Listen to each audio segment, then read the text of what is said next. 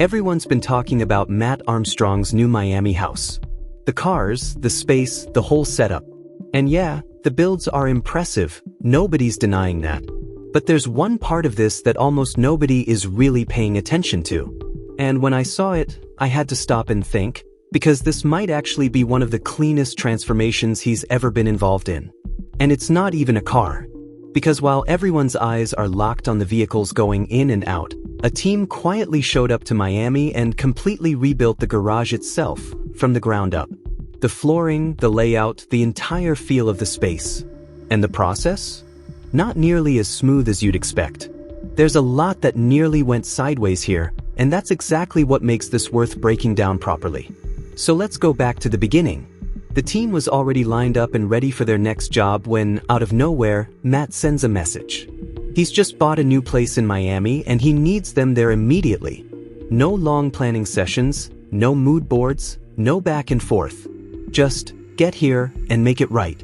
And that's where the pressure starts, before they've even packed a bag. Now, working fast is one thing, but working fast in a completely different country, with different suppliers, different logistics, and different expectations? That's a different challenge entirely. So they link up at the airport, jump on a flight, and land in Miami. And straight away, the place has that full MTV Cribs energy, big space, clean architecture, lots of natural light. On the surface, it looks calm. Almost easy. But here's the part people miss. They've worked with Matt before. Multiple times. So there's an established trust there, a working relationship. But this time, Matt made it very clear, he didn't want what everyone else gets. No standard tiles, no safe choices, nothing generic. He wanted something that actually matched the level of the cars going in there. Something premium. Something you notice the second you walk through the door. The answer? Epoxy resin flooring. Now, at first glance, the existing garage doesn't look completely terrible. But when you actually start paying attention, really looking, the problems become obvious. Tiles everywhere, inconsistent and worn. The floor underneath uneven in places. And a full wall sitting right in the middle of the space, cutting the layout in half and killing the flow of the entire room. This wasn't a touch-up job. This was a full reset. And they knew it immediately. So the decision gets made quickly. No lengthy debate, no hesitation.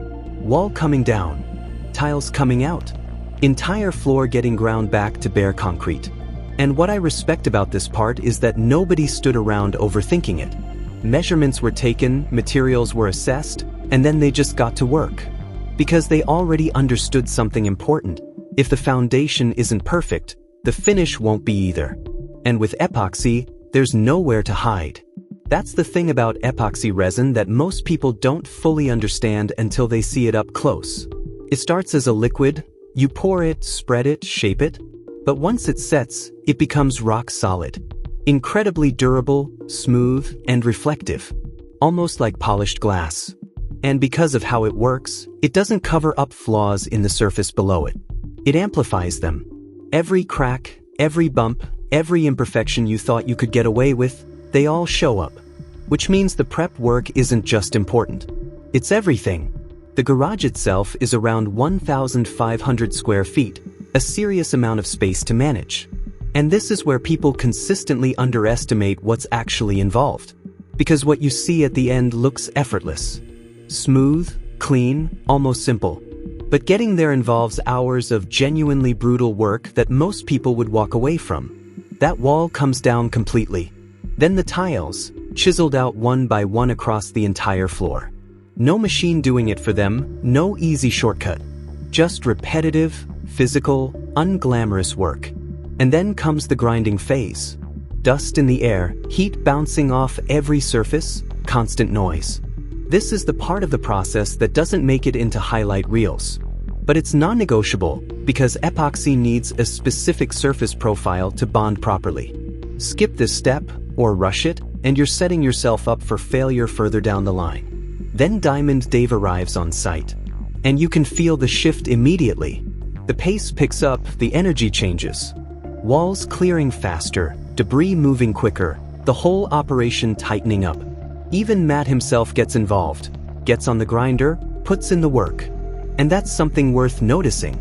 He's not standing to the side giving direction. The dumpster fills up. The space opens up. And for the first time, you start to see what this garage could actually become. And then, right when the momentum is building, everything stops.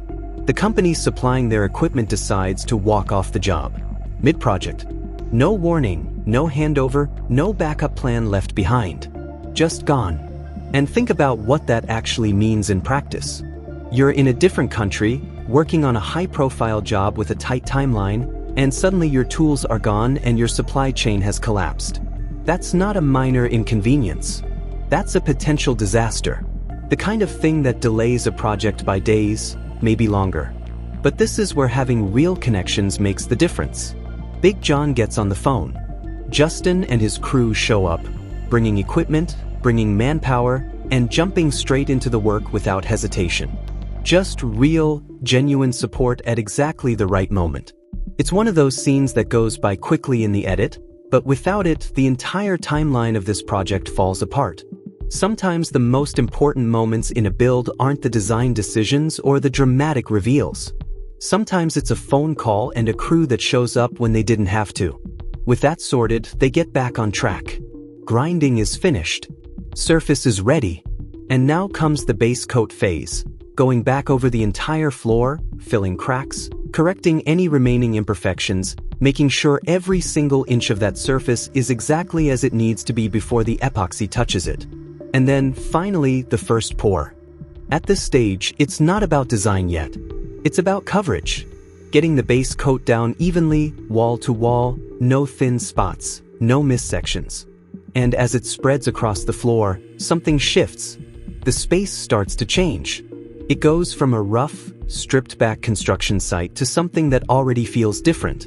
Matt walks in, looks down, and calls it perfectly, it looks like an ice rink. Smooth, reflective, clean. Almost unreal for a garage floor. But they're not done. Because once that first layer dries, new imperfections surface. Small ones, but visible. Tiny bubbles, minor inconsistencies.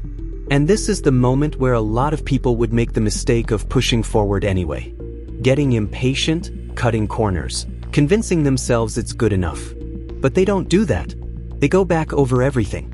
They fix what needs fixing. They add another protective layer specifically to prevent bubbling and defects from forming later. As they put it themselves, it's not wasting time. It's not wasting money. It's just doing the job properly. Now everything is genuinely ready. Design day. Full team on site. And this is the moment the whole project has been building toward, because now the floor becomes something else entirely. Matt chose 3 colors, 2 shades of gray and white. Clean, restrained, but with real impact when they come together. And the way they actually apply it, this is where the craft shows.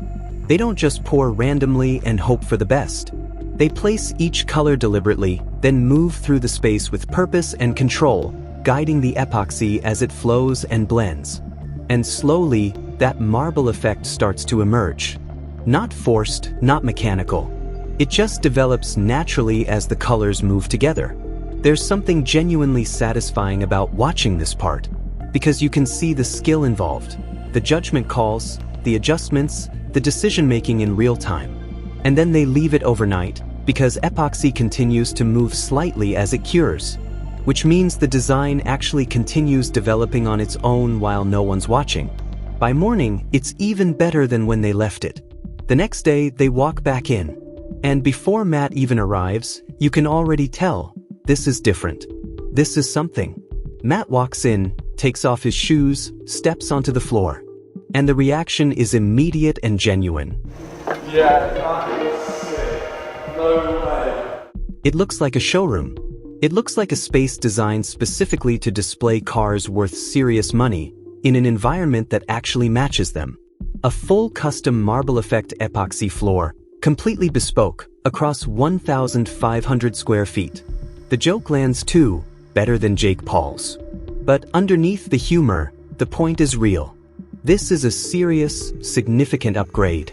From cracked tiles and a divided layout to something that feels genuinely premium, genuinely custom, and genuinely built to last.